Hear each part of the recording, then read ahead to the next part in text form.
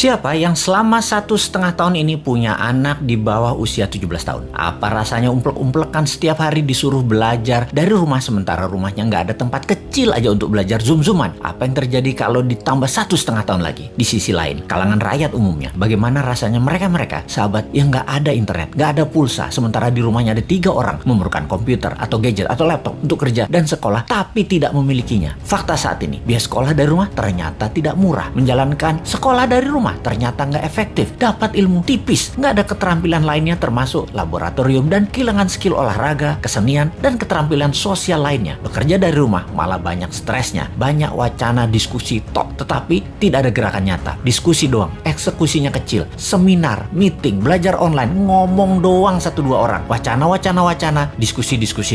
Rekening mah minus juga. Saat ini dunia bergeser jauh. Berapa lama kita akan menjadi seperti ini di bawah serangan virus? Jawabannya, kalau gini cara mengelolanya, selamanya, setidaknya sampai tahun 2025. Demikian kata WHO dan World Bank. Waduh, paling cepet 2023 awal deh, tetap aja lama. Maunya tahun 2021 ini paling lama selesai deh. Vaksin dah tuh 100% orang Indonesia. Pertanyaan lagi, apakah selesai COVID? Ya nggak tahu juga. Menurut Ngana, selesaikah COVID ketika 100% manusia Indonesia sudah divaksin? Jawabannya nggak tahu. Misalnya, manusia setelah divaksin, efeknya tingkat kematian dan fatality-nya menurun, tetapi tetap bisa kena. Dimana kalau kena ya isolasi mandiri, katakan 10 hari. Setiap hari ada 30.000 orang bergantian bergiliran. Tiap hari ada 30.000. Karena 10 hari di isoman, maka yang dikurung hari itu adalah 300.000 orang per hari yang terkurung gantian sampai 100 juta orang. Gitu ya, 2 tahun itu bisa tercapai? Bisa lebih. Serem amat ya kalau ini terjadi. Untuk mencapai 60% populasi yang benar, ya bisa 2 tahun lagi, mungkin bisa 4 tahun lagi. Kalau hal ini terjadi, maka bukan hanya ekonomi yang ambiar, tetapi keterampilan sosial anak kita, keterampilan lainnya hilang. Bisa terjadi generation gap yang parah, di mana di tahun 2045, 24 tahun lagi, mereka usianya yang sekarang 10-20 tahun itu adalah mereka menjadi tulang punggung angkatan kerja dan usaha. Mereka, bayangkan, tidak punya keterampilan yang mumpuni. Maka angkatan yang usianya 50-70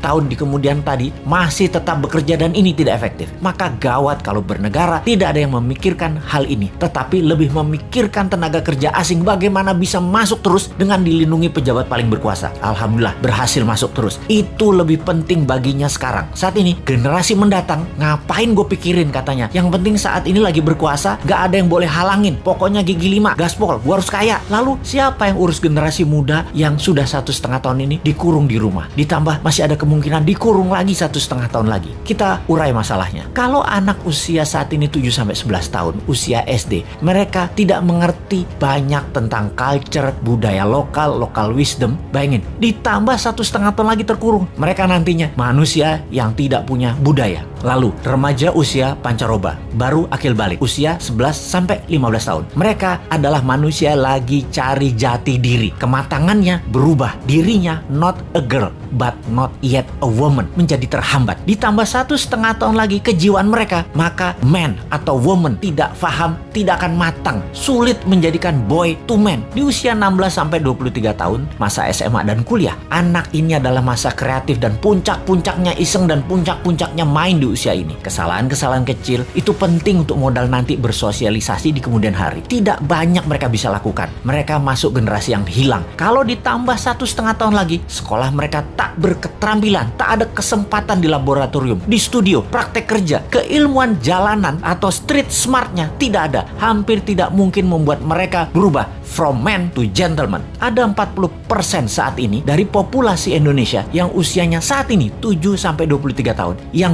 20 tahun lagi mereka merupakan tulang punggung keluarga, bangsa, negara. Jadi apa mereka ini nantinya? Ada yang mikirin pelindung nikel, mikirin. Yang pasang baliho jualan tahun 2024 itu mikirin. Yang menjabat sekarang mikirin. Kalau bosman, ada tuh bala muda walau kecil, kita berjuang.